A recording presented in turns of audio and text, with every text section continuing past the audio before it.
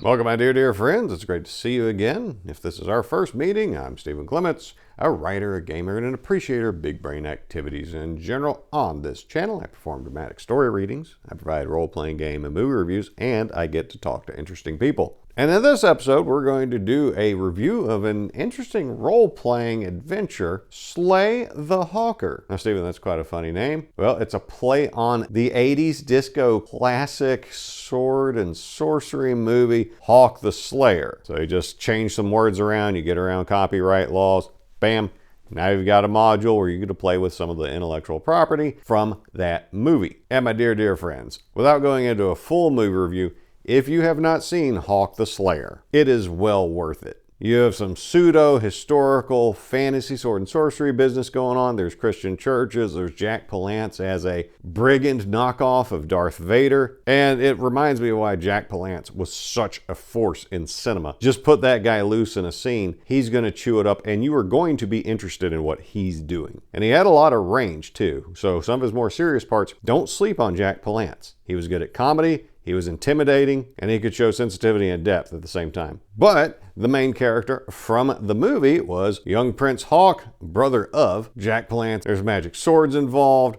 There's a mysterious witch in the woods who's got her eyes covered up, also played by Patricia Quinn from Rocky Horror Picture Show. It had a kickin' soundtrack. You got a giant, you got a dwarf, you had an elf, you had what you need for a D&D party and a good time. So I'd recommend you check it out. Every serious fantasy role player needs to see this movie at one point in their life. So Jonathan Himes wrote this piece as a love letter to that movie. Now, I met Jonathan at North Texas Role-Playing Game Convention in 2025, where we were both playing a chainmail game ran by dear friend Glenn Ritchie. And we got along so great there that Jonathan said, hey, I want you to have this. So I got this copy directly from his hand. And so I thanked him, and I wasn't sure about what to do with people trying to give me free stuff at that point, because nobody did that for my obscure YouTube and Rumble channels so far. So I got it, and my reaction, I think I probably scared him, because I said, okay, well, thanks. Were you meaning for me to review this? Because I can't guarantee you it's going to be a good review. If I think it's bad, then I'm going to say that in the review. And he backed up a little bit. He was like, no, I just want you to enjoy it. Don't worry about reviewing it. I just like gaming with you. Thought you might find this interesting. And I said, okay. I took it home and I got to checking it out because I was interested in the subject matter. I like the movie and I wanted to see how he made it into a game. And he didn't have any more contact with me from that point until I reached back out to him because I read it and I thought this is interesting and worth talking about. And so that's what we're going to do on today's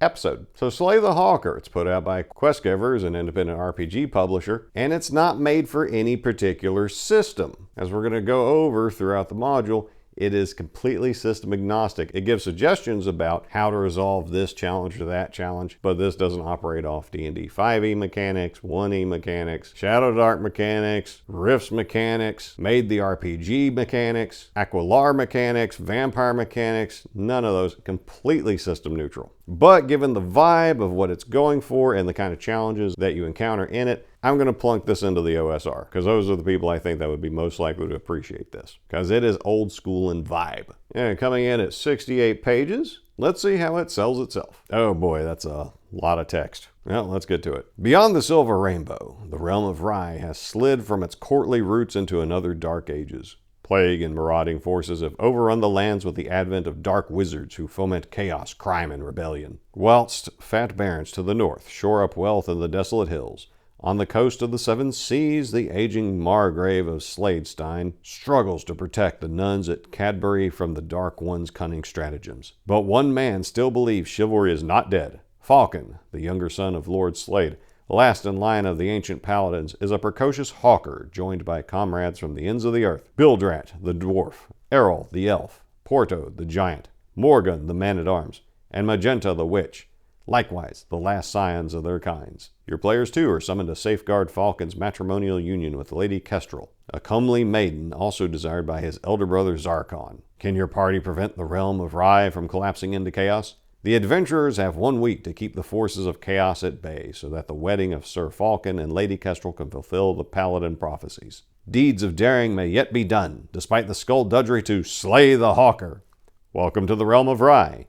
In Slay the Hawker, a homage prequel to the cult classic, The legions of darkness engulf a once chivalrous society, threatening the nuptials of Lady and Hawker. Unique system, neutral rules for dungeon crawls, mass combat, jousting, boar hunting, and social deductions portable to your other campaigns. Outdoor skirmishes with mechanics that put your characters in the midst of dramatic action and help to turn the tide of battle. Handouts for a nightmare that players describe without reading aloud to simulate recalling a dream. An open-end world, but also calendar events with deadlines. You have turns each day of the week to pursue hooks or not. A fortified keep of knights and guests to let you experience chivalric life in a castle. Banquets, madrigals, festal ceremonies, political intrigue. Quest givers' adventures use their unique dialogue and event-driven narrative elements to organize your whole adventure as it plays out. Everything you need to know in the adventure is right in front of you when you need it. Humor, high heroics, mystery, and intrigue abound, offering a wide variety of adventures. Non-player characters are fleshed out with personality and personalized dialect, even fantasy language and translations. Plenty of references, callbacks, and giggle-worthy quotes from popular culture from back in the day. Innovative scene mechanics offer an intuitive approach for game masters to run the module with any rules system. Events can be played in order of choice or even bypassed, keeping inhabitants moving and plotting around you while players retain agency. A coherent narrative formatted like an 80s game book that you will enjoy discovering for yourself, making your game prep a joy rather than a chore. So that back cover said a lot and expounded on that system neutral aspect I was talking about. Now, I like the idea that it makes game prep easy and that it puts everything at your fingertips that you're going to need as you're running it along. Now, the question is, does it succeed in that? And is this an entertaining adventure? But also, from the flavor text on the back, we're already seeing some deviation from the material in the movie, because the movie didn't talk about paladins. Now, Hawk did have a lady love that bad things happened with, but she was pretty clutch for the storyline. And so getting to spend more time with her, well, that sounds interesting. And you've got the dwarf, the elf, the giant I talked about, all in the adventure. Now, are they going to overshadow the PCs?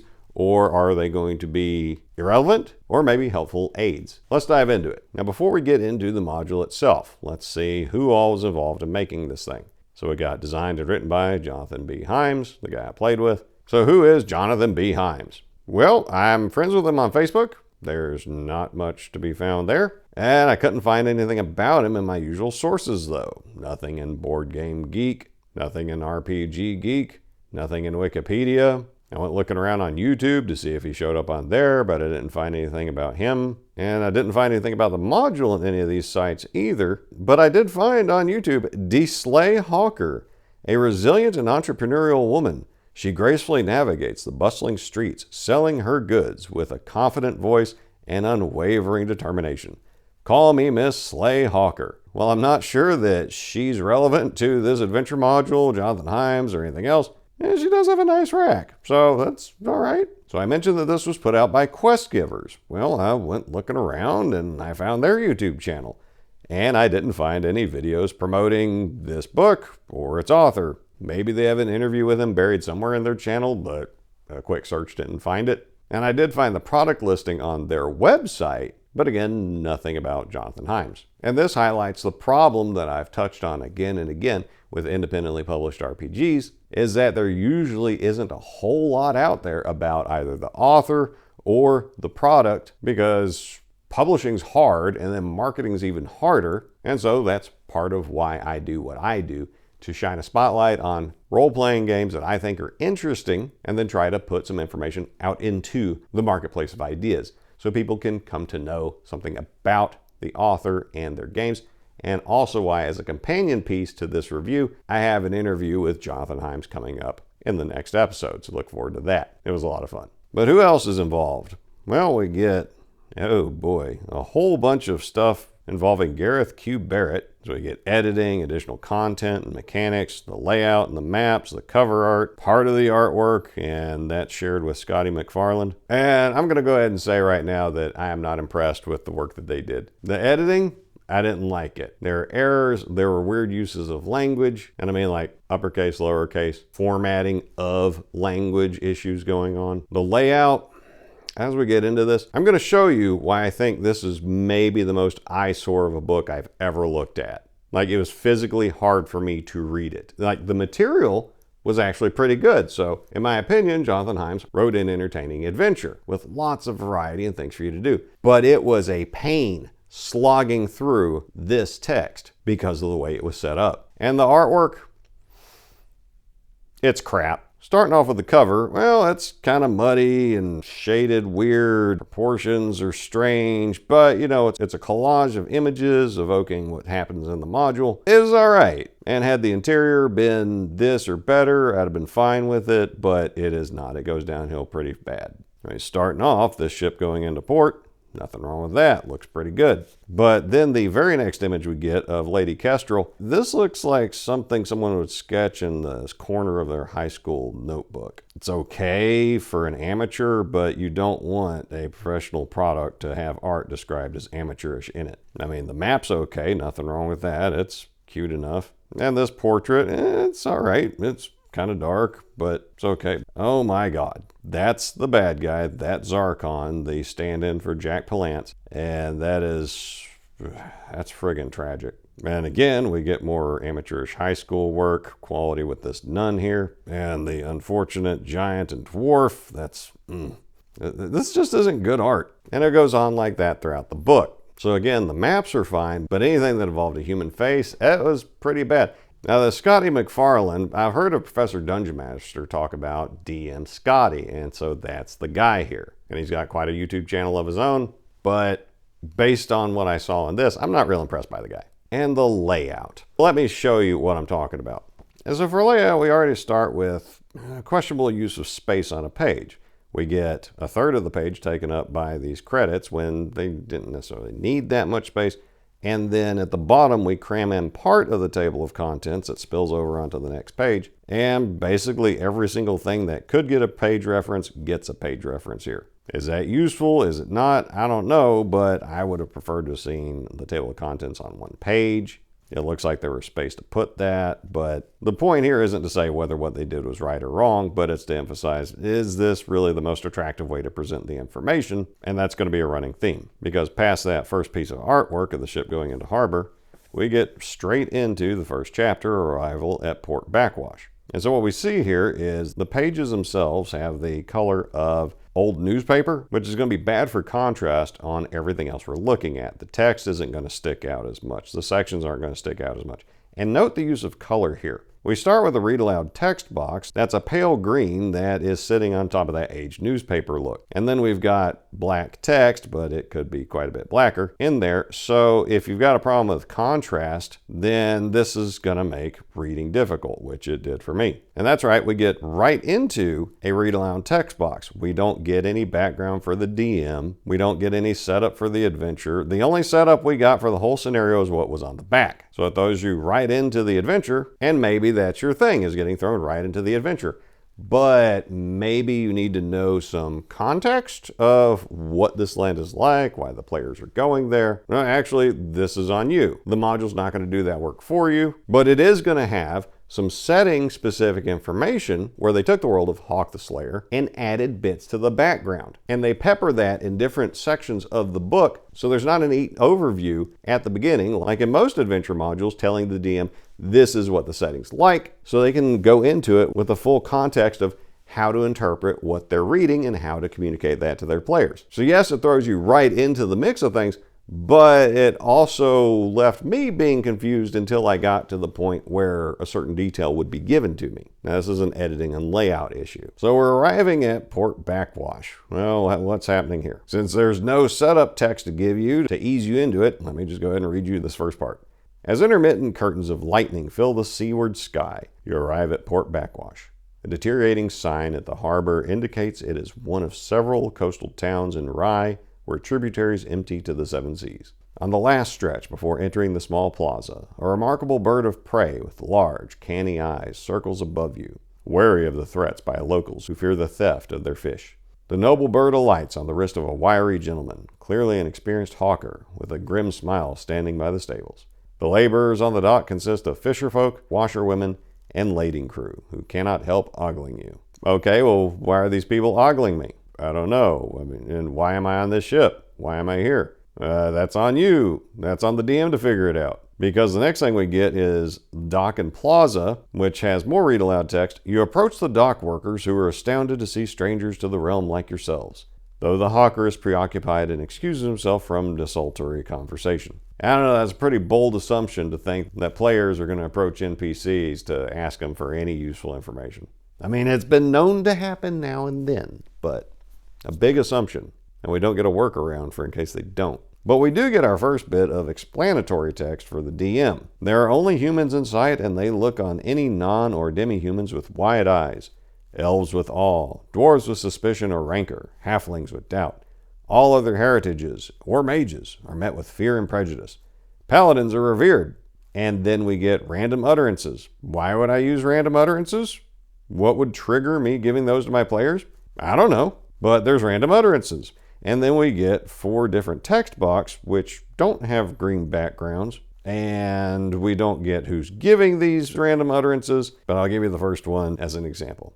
We've not seen their ilk in ages, in our whole lives, more like.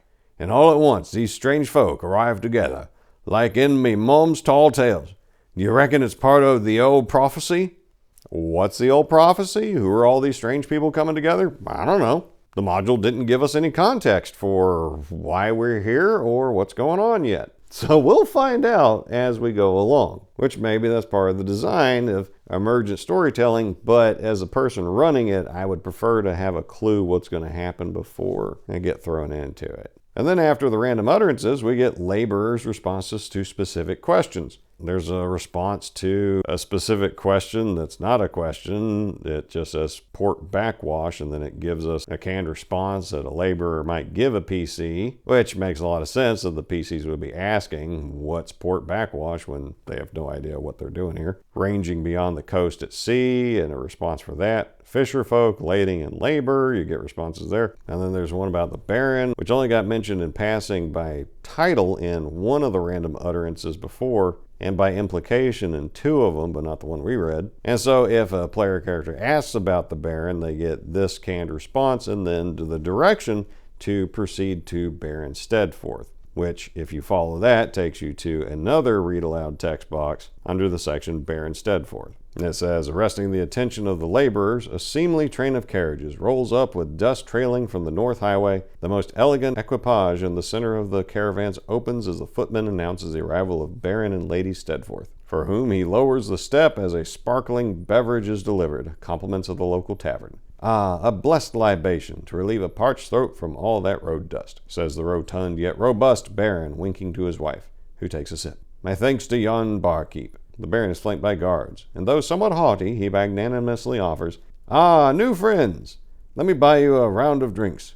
God's teeth, but what it cost me to arrive in time for the final wooing trial of my daughter. And then we get responses to specific questions, and the Baron will answer only 2 questions. So the 5 total things he might talk about, he's only going to answer 2 of your questions before you go to the next flavor text, where his beautiful young daughter comes galloping up on horseback, swerves past you and the Baron, and she continues at a rapid clip toward the slope leading to a flinty ridge that looms over the coastline. And then a moment later, a strapping young nobleman in white doublet, leather vest, and breeches steps forth wearing a hawking glove and leading a brown war horse. And this is the hawker we saw earlier that didn't want to talk to the players, Falcon, and he goes riding off up after her onto the ridge while the Baron and his wife and everybody else at the port, presumably the player characters who are sticking around for this to enjoy their drinks, get to talk about how in 7 days they are to be wed. And so there's a bunch of courtly rituals for them to go through between now and then before the blessed day, and that will fulfill the Paladin prophecy, which is supposed to do amazing things for the world because things have been crap for a long time.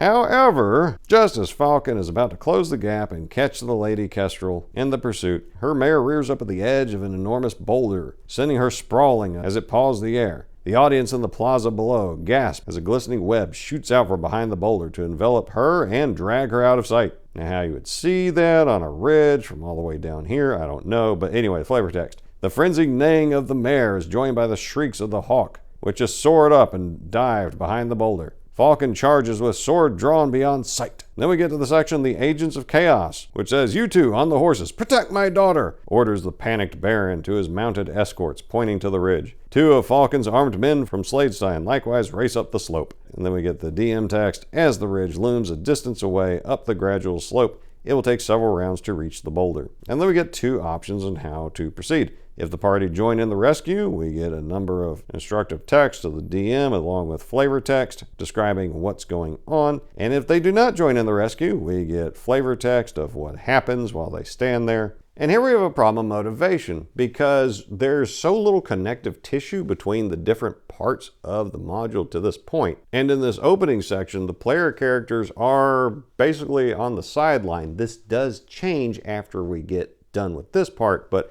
for this opening act, they're kind of watching these two young lovers gallivant about and watch the Baron direct people around. So some players might say, well, this would be the good thing for us to do, so let's go up and try to help them. And a lot of them would think, well, what's in it for me, and hang out down at the bottom. But the module addresses what happens each way, and unfortunately, they both lead to the same result. Whether you helped rescue the Lady Kestrel or you stood there with your thumb up your ass, you still get invited to the Baron's castle and to join in the festivities leading up to the wedding. But what's happening here? What's happening is that the Agents of Chaos, led by a mage and his sorceress minions, have ambushed the Lady Kestrel because they are trying to foil the Paladin prophecy that will be fulfilled by their union, and so the triumph of the light over darkness would happen, and their plots mostly involve murdering Lady Kestrel. So in this opening act, whether the party participates or not in defending her, she is saved by the party plus the NPCs or just the NPCs on their own. However, this danger will rear its head again and may have different outcomes. So the party winds up at Sladestein Castle, and there's a reception. They're treated slightly differently depending on whether they assisted in the rescue or not, and then they get introduced to the court. They meet the Chamberlain, who will only answer 4 questions using the canned responses and the list here, and then you get to the banquet, which is a very modest meal of a modest stew served with crusty brown bread along with spiced ale. Now you see here whispered rumors around the table, so we go straight from the flavor text of the meal to whispered rumors around the table, and in order to get a rumor, a character has to drink a spiced ale. And for each ale they imbibe, they need to perform a constitution check, and the difficulty increases the more they drink.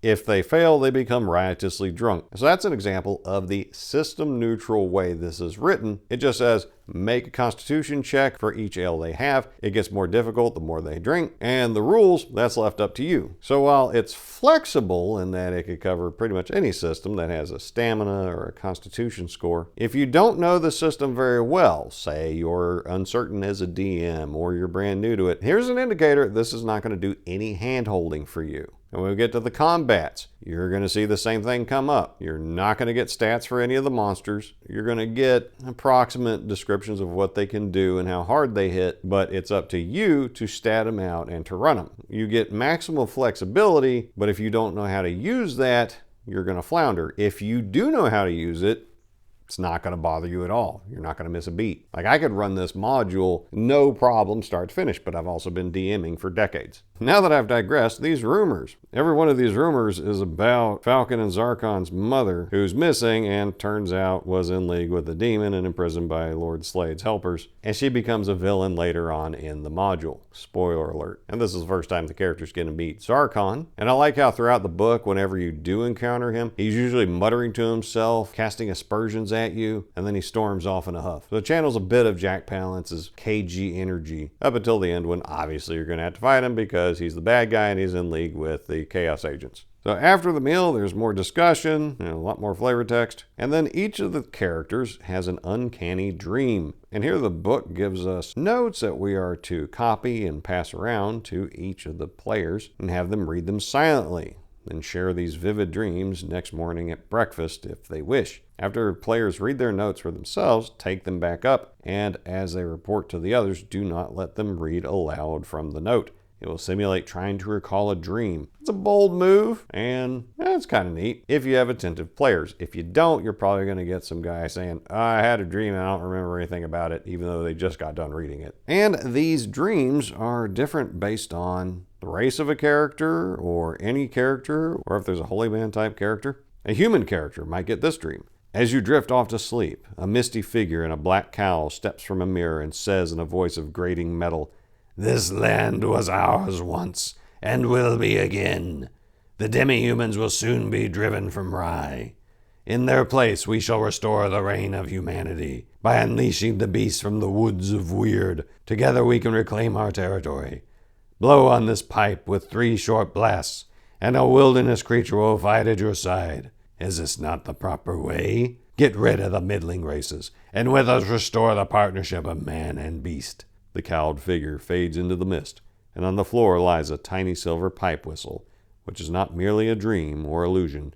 You may do with it as you wish. And straight up, when they wake up on the second day, a servant's knock on the door awakens you. They enter with bowls of porridge and a strong wake-up brew of chicory and herbs. You begin to recall your vivid dreams. As you gaze around your chamber, you notice objects from your dreams appear to be on the floor.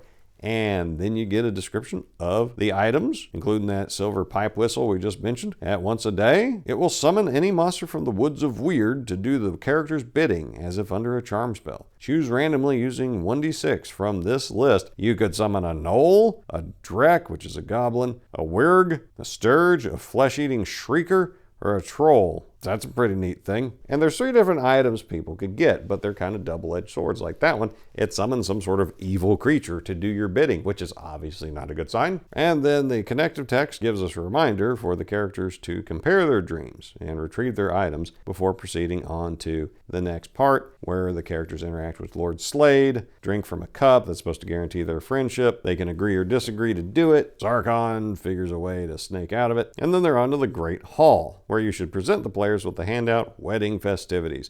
And it's a daily agenda for the 7 days leading up to the wedding. And indeed, that's how the rest of the module is set up. Chapters go day by day leading up to the wedding. And in each day, there's certain events that are accessible from them because they're time triggered or rely on other things to happen before they come to pass. And in every day, the player characters have multiple options of what they could do. And so while it's a fairly slim book, and unfortunately it economizes words by removing all the kind of connective tissue and the background information that I would have found helpful, the sheer variety of things you get to do day by day and over the course of the whole week, this is a lot of adventuring you could get done. And so this is one of the spots where I think this shines. There's a lot of adventure packed into a relatively small space here. And the branching paths that connect each one to the other does make it easy to follow the flow of the action. So it'll move at the table, but it might not be pretty, and it's going to leave a lot of work on the DM to make it something prettier, to further refine it or add to it. So one of the first things that the characters could do is explore the region they're in, called Farholt. There's a tavern they could go to where day by day there's different events that could be triggered. There's a dice game they could get involved with, and there's rules for how to play it. There's rumor tables. You can tour the castle. You can tour the keep. You could look at books that are in the library, and you get a list of them, and they're pretty interesting. You could go to the catacombs below where the locals get buried, and this is a dungeon that is worth exploring in the first few days, but it's also going to be the site of the final showdown with the bad people if Lady Kestrel survived to that point, and when they try to sacrifice her to a dark god. Now, not every room in the catacombs is dangerous. Some of them simply include the roster of the deceased, where you have the list of people who've been interred here and you can pray for them. But then there's a death lurker in here, which is a pretty nasty creature. Let me read you the flavor text. Shreds of prison garb and rusty manacles cling to this tall creature as if wormy innards burst out of his skeletal frame now exposed, bits of flesh dangling. A large slug directs eye stalks above the skull's eye sockets, and a fang protrudes from its jaw. It attacks you immediately, clawing and biting with its jerky but quick reflexes. That sounds terrible. And if you try to run away from it, its big bulk can smash through walls and doors to get to you. Now Zarkon, he goes sneaking around down here, and you can follow after him, and at different points you can hear him muttering about his mother and sigils, and he's consulting maps and trying to find his way to where his mother is trapped, because she is in fact evil, and he needs to free her because 1, he loves his mom, and 2, she's going to be important for foiling the Paladin prophecy. Oh yeah, and his mom, Lady Slade. Oh, you're going to meet her and she'll answer all your questions. Basically, she's going to tell you that she was set up and framed and her husband's no good and he abused her and she's been down here for years and years trapped in the dark and yet somehow still alive. And whatever you do, don't let her out. And there's a bunch of other neat stuff down here. I'm not going to spoil all of it. Now, in exploring the region, you might also go to Cadbury, where there is a nunnery, and Sister Agatha Martha is an important NPC that's got some helpful information and resources she can provide to the party, and she's a pretty cool character. And there's danger up there because there's an evil artifact there and monsters that have been stalking around the convent. Oh, and if Lady Slade got free from the catacombs, oh, the nun is gonna be upset because that's a bad deal, and she may be able to help you fight off dear old mom. And whatever you do on the second day, it ends up with a evening banquet where Errol the elf lord, Morgan the mercenary, Bildrat the dwarf, and Porto the giant all show up, and you get to interact with them a little bit. Now, this prophecy I've been talking about a lot, you finally find out the details are here, and there's details in it that have led to superstitions that color how they do certain things here. That's pretty neat. But look at it, we're 33 pages in, and we're just now finding out what this prophecy is that the whole of the adventure is set around. Almost halfway into the module before we find out what is driving all the action. Because both Lord Slade and the Agents of Chaos believe that this prophecy is important, and we're just now finding out about it. This is what I'm talking about. Important bits of context are buried in different parts of the module where it might have been helpful for you to know what they are up front if you're the guy running it. Oh, and I believe by now in the module, we find out that these lands have been sealed off behind some mystical barrier that was designed to stave off the forces of evil and chaos, but in fact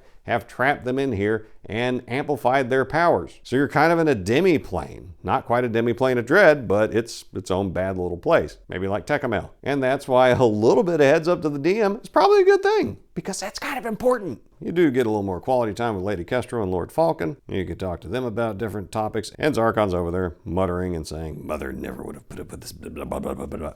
So again, I find that amusing. Now moving on to the third day, on the very first page, we've got ideas of what the player characters could be doing. Are they going into the catacombs to follow Zarkon? Are they going to join Falcon on an investigation into the woods about some strange goings-on? And then you're going to proceed to find the witch. And if you decide to stick around, are you going to the tavern? You're going to the keep? Are you going to a hunt? And if you haven't been to Cadbury yet, well, you might want to go up there to investigate an alleged theft. Then we get to another piece of artwork that I really want to like of the witch, and I think it's pretty good except for what's going on with her mouth. It looks like she's got palsy or part of her face is drooping, and I don't remember that being a thing from the movie. So is this just bad artwork? Or are they trying to give me a detail that wasn't covered in the module? I don't know. But if you rescue the witch from a situation very much like what happened to her in the movie, she becomes a stalwart ally throughout the rest of the adventure. And she does have some magic spells that she can work for you, but she can't overshadow the player characters because she has a limited number of spells she can actually pull off. They're pretty cool, but she is a supplement to the characters, not a replacement. So there's no my cool NPC syndrome going on here. The closest we get to that in this module is Falcon, where he is a very capable fighter who might outdo some of your player characters in a fight, but he doesn't completely own the stage every time he steps onto it. And this hunt I mentioned, it's a boar hunt, a 600-pound blue-tusked whore boar. Now, wait a second, why is blue capitalized and why is whore capitalized, but none of the rest of that's capitalized? See, this is what I was talking about with the editing. You have odd choices of capitalization and non-capitalization, and there didn't appear to me to be a rhyme or reason as to why some things get capitalized and why some things don't. But this boar is a beast of infernal sorcery meant to further weaken the realm, and so the characters are tasked with bringing back the Razorback alive, and if so, Lady Kestrel's dowry for Falcon will be doubled. And if you bring back the head with tusks intact, her father, the Baron Steadforth, will cover the wedding expenses. And if you bring back any other exotic prey alive, he'll personally fill all the boots of the hunting party with gold, which sounds pretty cool. And so off you go in the company of Lord Falcon, the Ranger Thulf, the Dwarf Bildrat, and 3 fellow hunters with spears and knives. And you get an interesting set of mechanics for going through a big thicket. It's not a mappable space. The tunnels are low and cramped, so long swords, two-handed weapons, things that require a lot of swinging room aren't going to work. You need spears, you need knives. You need to set your spear against a charging boar and use your brain. And so for every turn in the tunnels, have each hunter roll a 1d10, which yields a different result, because if you roll 1, you crawl through several tunnels for quite a while when suddenly you find yourself back at the entrance. And then it tells you what you got to do from here.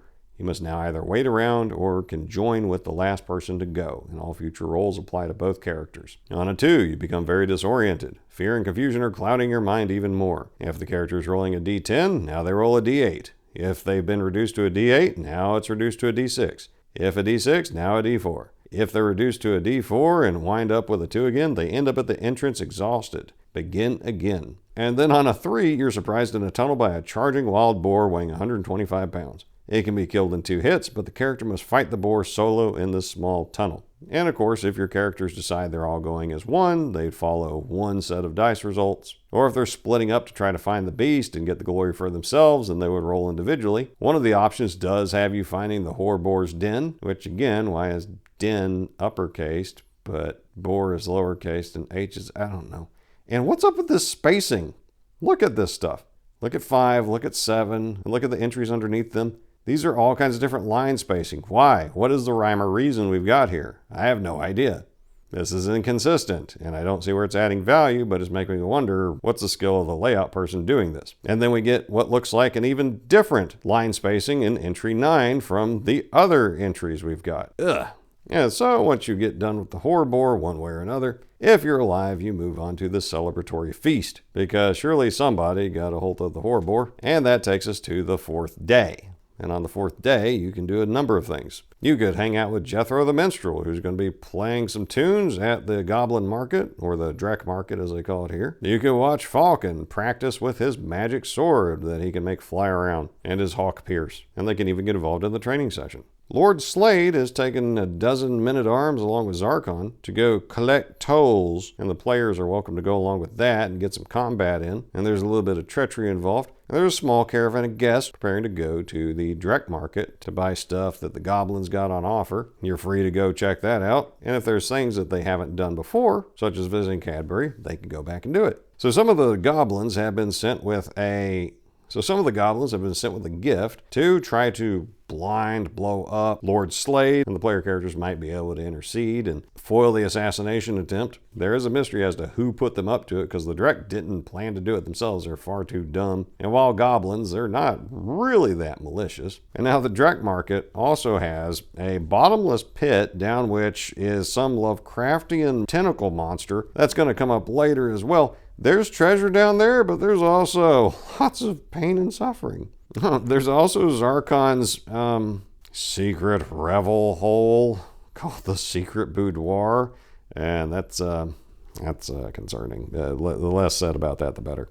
And as they leave the market, there might be battle involved, a skirmish at the bridge, and there's rules for mass combat and how to handle that, which is actually pretty neat. And the people that Lord Slade set out to actually fight, he wasn't going to go collect taxes, he's going to go out and fight bandits. And there was a warlock leading them. So again, the Agents of Chaos have mages amongst their ranks. And that's the picture of the warlock. Now come day 5, and after the battle with the bandits, Lord Slade is injured, and he summons the player characters to talk to him, and he asks for their help in defending Lady Kestrel and his son against the Agents of Chaos, and to ensure that the Paladin prophecy is able to come to pass. But later on in the day is a nightly tournament, which Falcon intends to compete in, along with a number of other NPCs. And I think we get some interesting mechanics on how to handle joust turns.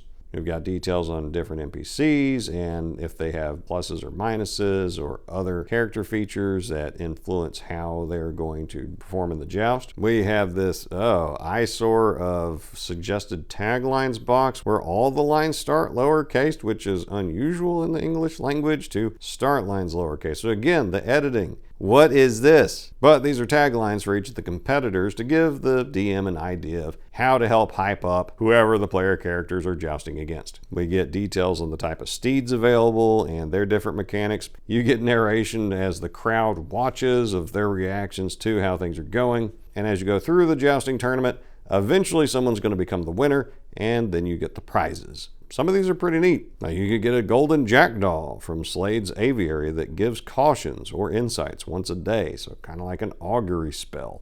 You could get a pouch of plenty, a small leather bag that provides a fortifying meal once a day. A tincture of winks, a small potion providing the equivalent of a full night's rest. That's pretty handy. Now this is neat. Green sleeves, gauntlets tinted with herbal defense from surprise ambushes. Now how that works, I don't know, but it says it does and I'm with it. Dust of narco sleepy, a tube with enough powder for instant nap to a minion foe. Now, I'm not particularly a fan of how that's worded, but again, I didn't edit this. You could get a magic item, a good magic item, or you could get an honorable mention. And then there's some post-jousting festivities involving a bonfire. And then we get to the 6th day. Everyone sleeps in after the excitement of the tournament, and then the bride and groom go on an arbor walk because it's a traditional stroll in the arbor where they may have their first kiss in private. This arbor, full of lush fruit trees and topiary hedges, lies within the keep's outer curtain of stone on the steep hillside overlooking Farholt. For some reason we get quotes, "During Falcon and Kestrel's arbor walk, there will be games on the green and friendly contests in Farholt as a follow-up to the tournament," end quote, no comma, and we get remarks of the Chamberlain. Yeah, the Chamberlain should have remarked that ahead of time just so we knew who the hell was talking. As those characters will have time for drinking, wrestling, and archery contests. To catch up on gossip, there are free drinks at the Cat and Fiddle Tavern, as well as betting games and gambling. And after a few turns, a messenger rushes in with news of slaughter at Marcel's farm, not far from the tavern. And so what's happening here is a deception. Oh no, there is slaughter going on at the farm. Gnolls and Agents of Chaos have attacked that farm to distract the defenders of the keep out to them so they can attack the Lady Kestrel and Lord Falcon in their arbor walk. And chaos ensues. What do the players do? Which way do they go? How do they recover the Lady Kestrel before it's too late? And this is where the action really kicks in on it. Because up until this point, the players have had options on what they want to do each day. They could go about things at their leisure. However, now the heat is on, the danger is on, the Agents of Chaos are trying to kill her before the marriage can go through, and this is where the rubber meets the road. This is where the player characters really come in clutch for the outcome of the story. Because, depending on what they do, she might wind up dead today, or the player characters could save her from the dangers that's involved. There's trails to hunt down, there's tracks to follow, there's ruses to foil, and they all wind back up at the catacombs. And time is of the essence. There's a certain number of hours that the players have to find the Lady Kestrel before she is sacrificed, and it is quite a scene if they're able to find her in the ritual chamber. So the mage, the warlock that's been going along with the bandits this whole time, he is leading the sacrifice of Lady Kestrel to their dark god who is trying to come through a portal to claim her blood. And if Lady Slade has been released, then she's there with them, and she can run a lot of interference. She's pretty potent, and we get an interesting array of what she can do, what the warlock can do in this sidebar here. Now, there was an attempt to freshen up the layout of the catacombs for this penultimate part of the adventure, but I don't know that I'm a big fan of how it turns out, because some of what I read there just made me think, why would this even need to happen?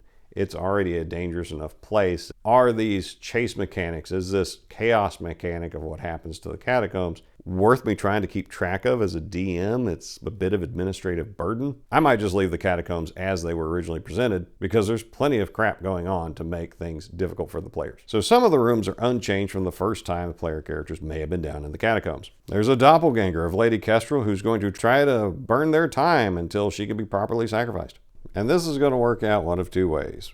Either Lady Kestrel will be rescued, or she will be ended. Should you succeed in rescuing her, Lord Slade's men-at-arms come to rescue you from the debris in the catacombs, and the Baron and Baroness Steadforth, her parents, rush forward to whisk their daughter into their arms and to a makeshift station for the injured. Falcon and Lord Slade lay a hand on your shoulders, too shaken to say much, though Lord Slade manages to utter, "Again, you prove yourselves defenders of the realm. I'm forever in your debt. Please rest now," and sends his men to make sure that you get to do just that. If the players are not successful at rescuing Lady Kestrel, for what seems ages, you stare into the gloom until the muffled exertions of Slade's soldiers break through enough rubble to reach you. With tears, they convey Kestrel's body, now wrapped in a funerary robe, up the broken steps. As you emerge, you are surprised to find areas of the keep other than the niches of Divine Ward that haven't caved in yet. Amidst much weeping, Falcon and his father lay a hand on your shoulders, too shaken to say much, though Lord Slade manages to utter, "The Dark Ones have gutted our very roots. In their despite, you have given it your all. Please rest now." And his men escort you to safety and shelter for the night.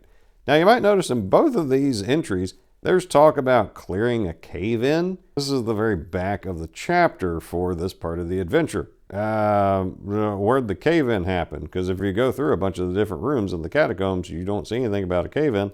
But At the very beginning, in room 1 in the ritual chamber, right after the flavor text describing Lady Kestrel being bound and gagged and the warlock being involved in his diabolical ritual, there's 2 lines. This ritual is releasing infernal forces which shake the foundations of Sladestein Castle.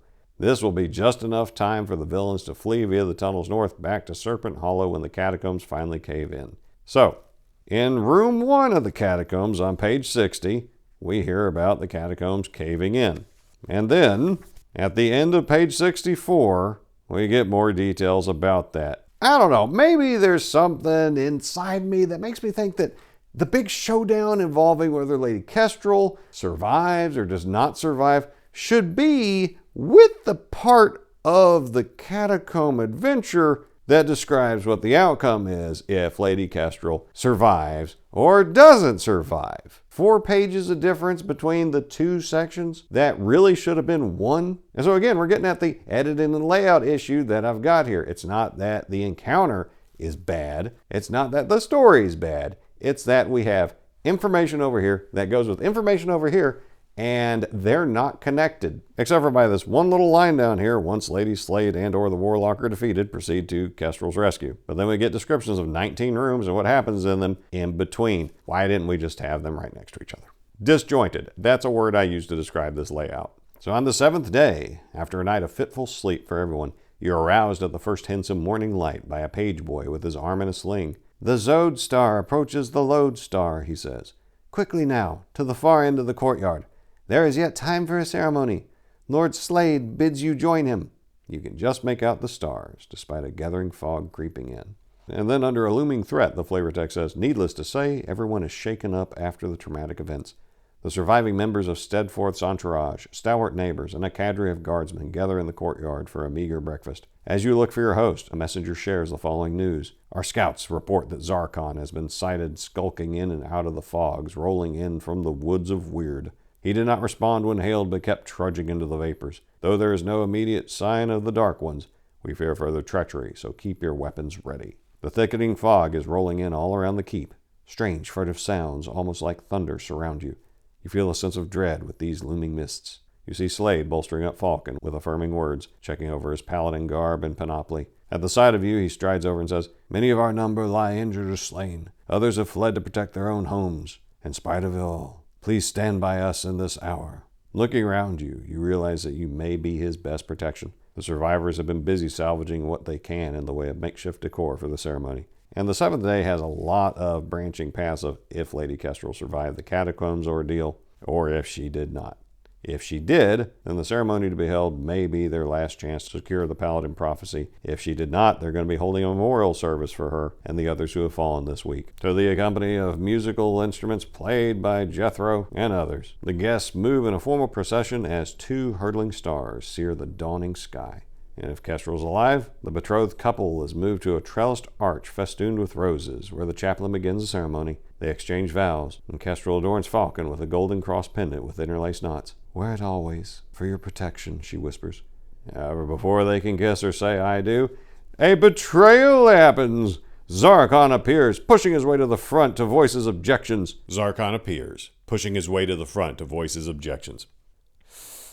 "Whilst I fought by father's side these many years, you stayed home, turning Kestrel's head with your falconry and pony rides. My falcon brother, playing hooky with our circle of freaks," he chortles, eyeing the proud but weakened demi-human companions. Zarkon now wears a contoured iron helm of a cast that looks like charred bone, its flared base jutting out like jaws, and he bears a curious new blade with spiked crossguards.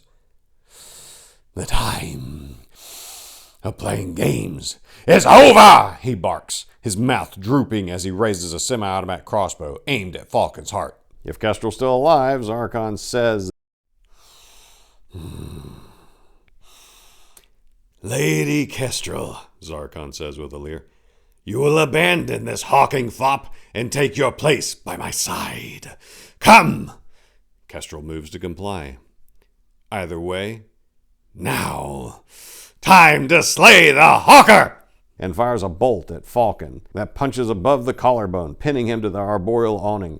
Before he can fire another shaft, Pierce, the Warhawk, dive bombs Zarkon's face, wings buffeting his helmet loose, talons rending the left side of his face to a bloody pulp, an eyeball wrenched from its socket by a razor-sharp beak as Zarkon howls in agony. He drops to his knees, one hand clutching his face, the other firing a volley of bolts at Falcon. And if Kestrel's alive, she throws herself in the line of fire to save him. Now the characters can intervene here, and after the first round of combat, Lady Slade appears in a flash and attacks Lord Slade. He recoils, stupefied at the sight of his missing wife, unable to fight her. She tries to snatch his amulet, but his will over it is too strong.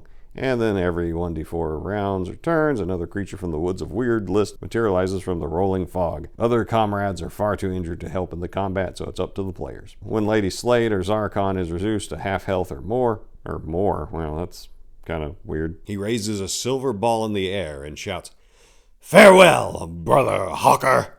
I await you in the shadows." At which the ball detonates in a flash as a black fog envelops him instantly. He is gone without a trace. His face reapparates a second later, long enough to say, "Mother, time to go!" And then she too disappears in a poof. Which then launches into the quest for the Weirdstone, because the witch appears out of the rolling mist, calling you and Lord Slade over, saying that only the Weirdstone can stop the fog from spreading these vermin beyond the Woods of Weird. Your own amulet, Lord Slade, will lead straight to the heart of the woods, where lies the Weirdstone.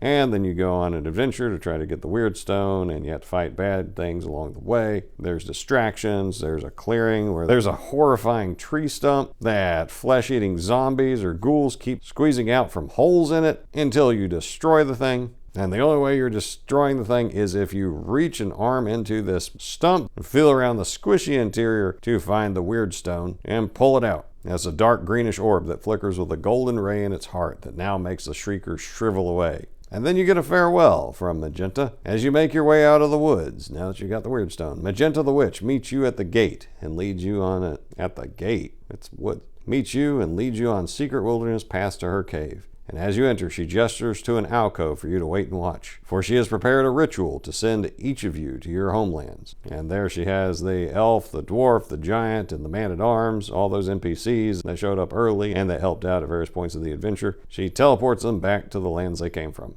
She sends them back because apparently the Dark Ones have now overrun the realm, and there's just time for each member of the circle to go back and fortify his region. And then she turns to you, player characters, pointing to the vacated spots around the circle. She says, "It is time to return to your world as well. Take this with you," she says, pointing to the darkly greenish orb. "The Weirdstone of Rye, one of the sky stones that eons ago fell to the realms of the seven seas of Rye. I could serve as its steward, but it will be safer with you, for its powers are coveted by the Dark Ones here. The wisest among you must bear it and guard it closely. When you're needed again in Rye, my magics can call you back with the Weirdstone." And after some parting words, she sends them back to their home worlds in swirling beams of energy, and the adventure ends here. Now hold up a second. At the beginning of the module, we get nothing about why the characters are here. They're just showing up on a ship, and we specifically don't get context as to why they are on this adventure. And then here at the end, apparently the player characters came from different realms, different worlds even, maybe different planes of existence, somehow got here on that ship to have their part in this doomed paladin prophecy, and now she's sending them back with the Weirdstone. This is why I kept harping on, you know what, you might want to tell at least the guy running this thing what the setting is about so he can make sense of it. Because doesn't that really change the context of what the players should understand as their characters entered into the game? But here at the end, we find out you're from a different world and I'm going to send you back. What? Oh, and at the wedding, when Lady Kestrel throws herself in the way of a volley of bolts, when a crossbow can fire one bolt at a time, so how has Zarkon fired a volley of bolts with a single pull? I don't know. She flings herself in the way of the bolts. It doesn't say that she dies. It doesn't say that she's injured. It doesn't say that the characters can save her. It doesn't address anything about her being alive at that point or dying at that point. But it says the characters can intervene. They can intervene to do what? Does Lady Kestrel survive and the marriage go on, and so the Paladin prophecy is fulfilled? Does she die like a similar character may have done in the movie that inspired this? And so the Paladin prophecy is doomed. Which is it? We don't know, because the editor of this thing decided that we don't need to know information like that. What the?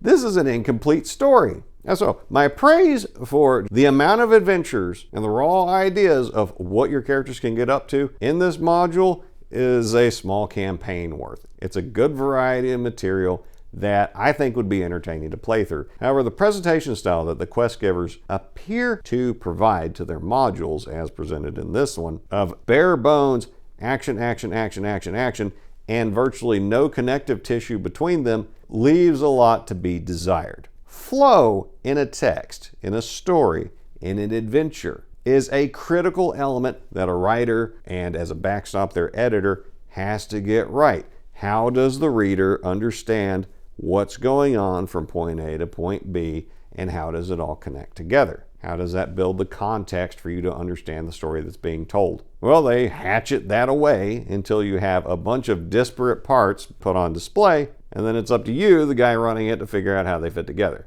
They give a little direction here and there, but there's a lot that they don't give directions on what any of this means or how it really connects. That is frustrating. So while I would play this, and it does look like the adventure could be a good time, simply the way that this module is presented, I absolutely hate it. It probably took me twice as long to get through this as a similar module, simply because of the way it's ineptly presented. So there's some highs and some lows in this thing. I get to interact with the story from a movie I have fond memories for, and that presented a good adventuring environment, but the presentation of it's pretty inept. Now, as I covered earlier, this is the first review I've seen of this module, the only time I've seen anybody talk about this module, and this and the companion interview with Jonathan Himes coming up is the only information available on this. And I'm really hoping that he's going to be able to provide some perspective and some insights into why this module is set up the way it is, along with his inspirations and things that he was going for in writing it. But the only place I could find where you can get this module is the Quest Givers website. It's not available on Drive-Thru-RPG. It's not available on Amazon, just their own website. It's available in PDF and in print format. Now, I've been really harsh about the way this module is presented. Do I have any Quest Givers fans out there? Do you love the format they have? Tell me about it in the comments. I want to hear if I'm just maybe missing something. And call me a tard is not helping out, because I know bad quality when I see it, but maybe I'm not seeing it the right way. Help me with that. Or have you read other Quest Givers books and this one's just particularly cursed? Let me know that as well. If you have any other thoughts or comments, drop them in the chat below. Remember to like and subscribe. Share this around with your friends, because this is an interesting module or miniature campaign being presented, and I think a lot of people would dig it, but there is a lot of work left to the DM to make it happen. And so, my dear friends, that's what I've got for now. And so until next time, I wish you nothing but the best.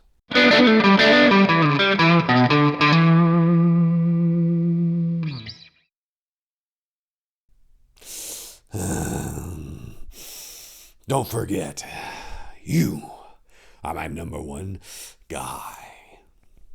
See, with Jack Palance, you got to get the breathing in there. That's always important.